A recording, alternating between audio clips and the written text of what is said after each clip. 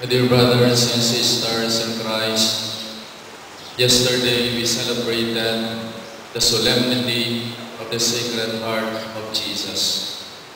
We feast on God's love. Today we honor the Immaculate Heart of Mary. We feast on the love of Mary. Napakasarap magmahal ni Maria at yan ay naranasan ni Jesus. Kaya nung siya nakabayubay sa krus, ibinigay niya sa atin si Maria upang maranasan din natin ang kanyang napakasarap na pagmamahal. Why the two hearts? Yesterday, the Sacred Heart of Jesus.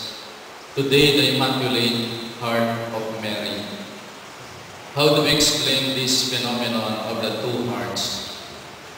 When I was in college, I read an article in the Reader's Digest about a hospital in America having problem with babies in the nursery because they were crying all day long and all night long. At merong isang doktor na nakaisip ng solusyon sa pag-iyak ng napakaraming mga sanggol sa nursery ng hospital. Ang ginawa ng psychologist doctor na ito, he taped the heartbeat of a mother. And they amplified the heartbeat of the mother in the nursery room. And in 10 seconds, babies were sleeping soundly, like hearing a lullaby.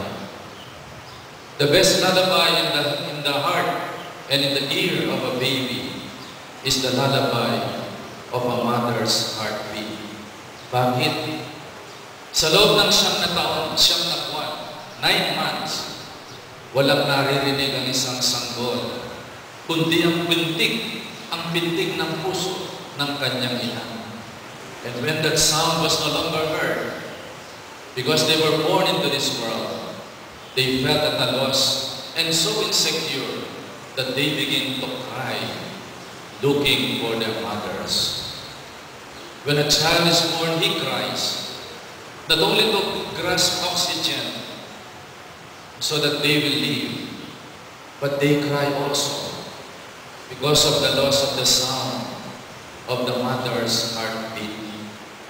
Kaya siguro napagandang practice ng mga OB-gynecologists, when a child is born, ang unang lugar kung saan nila ilalagay yung anak ay ang dibdib ng kanyang ina. Para ma-assure yung bata, it's okay. Now that you are born into this world, you will now rest on the bosom of your mother para lagi mong marinig yung kanyang heartbeat. Today po sa ating gospel reading, kabaliktaran ang nangyari. Si Maria ang naghahanap sa pintig ng puso ng kanyang bunsong anak na si Jesus.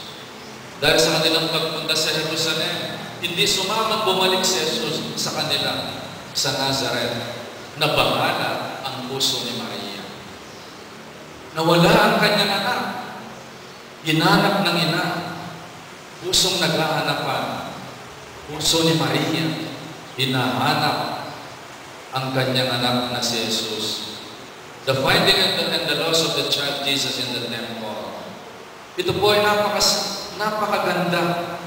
Isa sa napakagandang katangian ng isang puso, ng isang Kristiyano, ina o ama. Pusong naghahanap. Do we still miss one another? Yan ang isang katangian ng isang tunay na pagmamahal. Pagmamahal na naghahanap. Isang pagmamahal na naghahanap na hindi magkakaroon ng kapayapaan hanggang hindi mo nahanap ang iyong minamahal. That until the lover seeks and finds the beloved, hindi ka magkakaroon ng rest sa iyong puso. Your heart will always be restless. At ang puso natin ay magkakaroon ng tunay na kapayapaan when it rests in God. My dear friends, yan ang isang dahilan. Kaya itinatayo natin ngayon ang Minalin Sacred Heart Compassion Center. Dahil ang mga minalin na may puso, na naghahanap sa kanilang mga kapatid na nangangailangan. Mary, hinahanap niya si Jesus. Tayo ngayon, hinahanap natin ang ating mga kapatid na nangangailangan ng tulong. At ito ay magkakaroon ng katuparan sa pagtatayo natin ng Minalin Sacred Heart Compassion Center. Napakahalaga ni Jesus. Mary cannot afford to lose Jesus, but later on, she understood he has a mission to fulfill. Remember Mary Magdalene? Sa unang araw ng pagkalibing ni Jesus, nagpunta siya sa libingan dahil si Jesus ang kanyang tunay na yaman. At nang nawala si Jesus, hinahanap ni Maria Magdalena ang pagmamahal ni Jesus. And she found the risen Lord. Today, we meet Jesus in our needy brothers. Dahil sinabi ng Panginoon, whatsoever you do to the least of my brothers, you do it unto me. Enough of 77 years of devotion. Narito na ang amon ng Sagradong Puso ni Jesus at ng Immaculate Heart of Mary. Compassion. Sa ating mga kapatid, nangangailangan. That will complete our devotion to the Sacred Heart and Immaculate Heart of Mary. Only in Minalin that we have the men and women of the Sacred Heart. We have the men of the Sacred Heart in other parts of the world, but only in Minalin. In our aim to imitate the heart of Jesus and the heart of Mary, the picture is complete. We have the two hearts at work in our parishioners, men and women of the Sacred Heart. Mga pusong nag-aanap sa ating mga kapatid na nangangailangan ng tulong.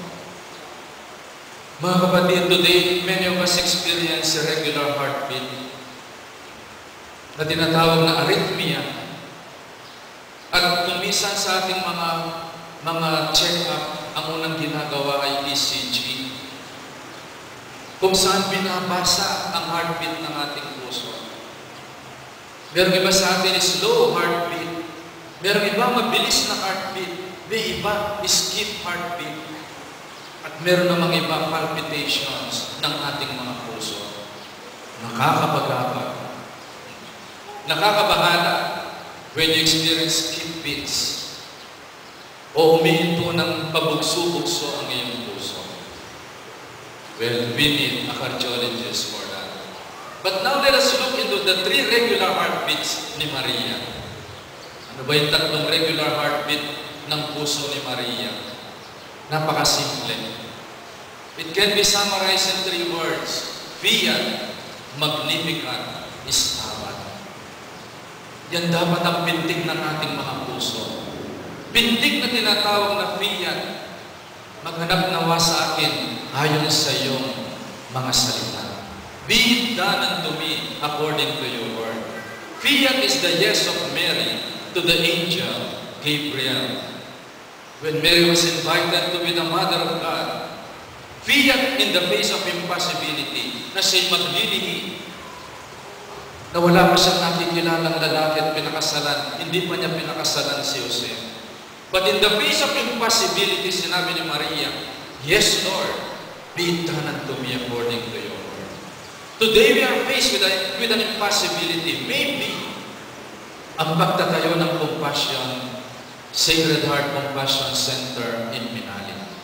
When we say yes to God and to one another, in due time, makikita natin ang Sacred Heart Compassion Center na yan. Only if we say fiat to the will of God and to the needs of our neighbor. And thanks be to God. Napakarami sa atin ang nag-responde ng yes, Lord.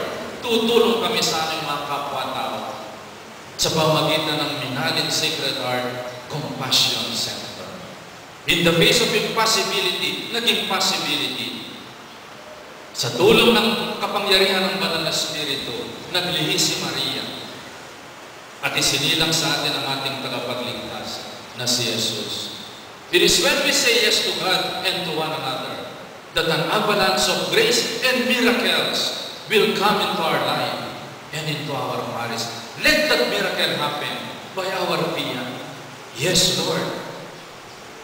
And then we have the second heartbeat of Mary, Magnificat. After a long trek from the hill country of Judea to give care to her cousin Elizabeth, Mary's battle cry was a song of praise, Magnificat. Ang puso ko'y nagpupuri sa Panginoon. Nagagalak ang aking espiritu sa Diyos na aking talapagligtas. And Mary's Magnificat is an invitation for us to thank the Lord for the many good things He has done for us. In spite of our present crisis, let us always count our blessings and sing praises to the Lord with our Blessed Mother. Ano ba ang theme song mo sa panahong ito? Marami sa atin ang kanilang theme song ay reklamo, saingsing ang problema sa buhay. Wala akong pera, mahirap ang buhay, may sakit ako, may arthritis ako. Yan ba ang ating theme song? Sa kabila ng nakakapagod na paglalakad ni Maria, kanyang theme song ay purihin ang Panginoon. My soul magnifies the Lord. Mary is inviting us to count our blessings because we all have received so much blessings from the Lord. At sabi ng ating gospel reading ngayon, and Mary kept all these things in her heart. Sininop na ng Maria itiging kanyang puso. Today, Mary is inviting us to give thanks to the Lord. Gratitude is the memory of the heart. Yung pusong nakaganaka, maging maganakaya naman. Alalahanin natin ang napakaraming mga bagay na ginawa ng Panginoon sa ating mga pamilya, nakabyusan tao, sa ating bayan ng Minali, kung saan